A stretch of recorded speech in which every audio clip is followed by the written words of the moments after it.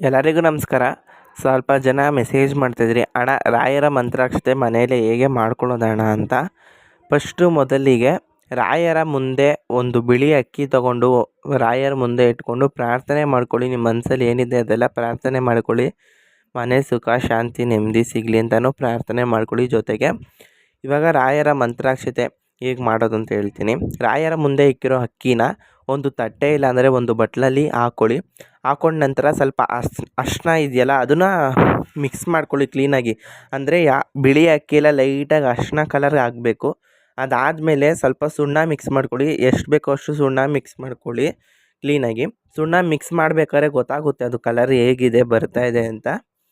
ಆ ಸುಣ್ಣ ಕ್ಲೀನಾಗಿ ಮಿಕ್ಸ್ ಮಾಡ್ಕೊಂಡಾದಮೇಲೆ ರಾಯರ ಮಂತ್ರ ಯಾವುದೇ ಕಾರಣಕ್ಕೂ ಮಂತ್ರಾಕ್ಷತೆ ಮಾಡಬೇಕಾದ್ರೆ ನಿಲ್ಲಿಸ್ಬಾರ್ದು. ಯಾವುದಂದರೆ ಆ ಮಂತ್ರ ಪೂಜ್ಯಾಯ ರಾಘವೇಂದ್ರಾಯ ಸತ್ಯಧರ್ಮರತಾಯ ಚ ಭಜತಾಂ ಕಲ್ಪವೃಕ್ಷಾಯ ನಮತಾಂ ಕಾಮಧೇನುವೆ.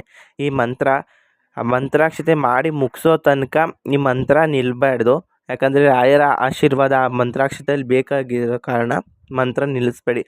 ಆ ಮಂತ್ರ ಹೇಳೋಕ್ಕಾಗಲಿಲ್ಲ ಅಂದರೆ ಓಂ ಶ್ರೀ ರಾಘವೇಂದ್ರಾಯ ನಮಃ, ಓಂ ಶ್ರೀ ರಾಘವೇಂದ್ರಾಯ ನಮಃ ಅಂತ ಮಂತ್ರಾಕ್ಷತೆ ಮಾಡೋ ತನಕ ಇದು ಮಂತ್ರ ಹೇಳ್ತಾ ಇರಬೇಕು.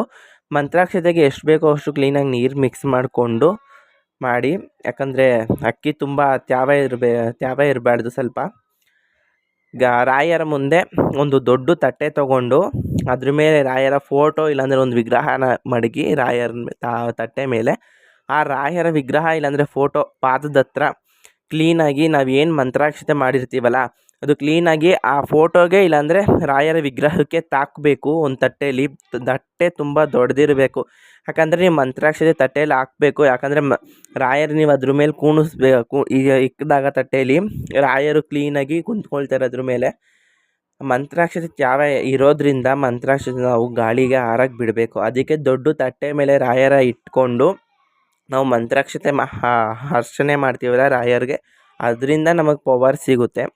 ಮಂತ್ರಾಕ್ಷತೆಯಿಂದ ನಮಗೆ ಉಪಯೋಗ ಇದೆಯಾ ಅಣ್ಣ ಅಂತ ಕೇಳ್ಬೋದು. ಅಂದರೆ ಯಾವ ಥರ ಅಂದರೆ ಮಠದಲ್ಲಿ ಕೊಡೋ ಮಂತ್ರಾಕ್ಷತೆಗೂ ನಾವು ಮನೇಲಿ ಮಾಡೋ ಮಂತ್ರಾಕ್ಷತೆಗೂ ಪವರ್ ಇರುತ್ತಾ ಅಂತ ಕೇಳ್ಬೋದು.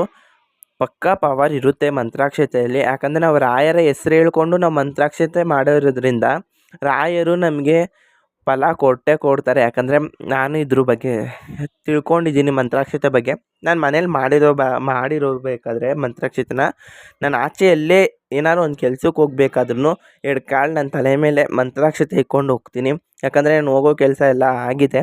ನೀವು ಎಲ್ಲರೂ ಹೋಗ್ಬೇಕಾದ್ರೆ ಯಾರಿಗಾರು ಹುಷಾರಿಲ್ಲ ಅಂದರೆ ನಿಮ್ಮ ಮನೇಲಿ ಮಕ್ಕಳು ಹಸ್ಬೆಂಡ್ ಆ ಥರ ಯಾರಿಗಾರು ಹುಷಾರಿಲ್ಲ ಅಂದರೆ ಈ 2 ಕಾಳು ಮಂತ್ರಾಕ್ಷತೆನ ರಾಯರ ಹೆಸ್ರು ಹೇಳ್ಕೊಂಡು ತಲೆ ಮೇಲೋ ಹಾಕಿದ್ರೆ ಈ ಮಂತ್ರಾಕ್ಷತೆ ಅದ್ರ ಪವಾಡ ನಿಮಗೆ ಗೊತ್ತಾಗುತ್ತೆ. ಎಲ್ಲ ಆದಮೇಲೆ ನಿಮ್ಮ ಮಾಮೂಲಿ ದೀಪಾರಾಧನೆ ಮತ್ತು ಧೂಪಾರಾಧನೆ ಮತ್ತು ಮಹಾಮಂಗಳಾರತಿ ಮಾಡಿ ರಾಯರ ಹತ್ರ ಪೂಜೆ ಮಾಡಿ ರಾಯರ ಹತ್ರ ಆಶೀರ್ವಾದ ಪಡ್ಕೊಂಡಾದಮೇಲೆ ಈ ಮಂತ್ರಾಕ್ಷತೆಯ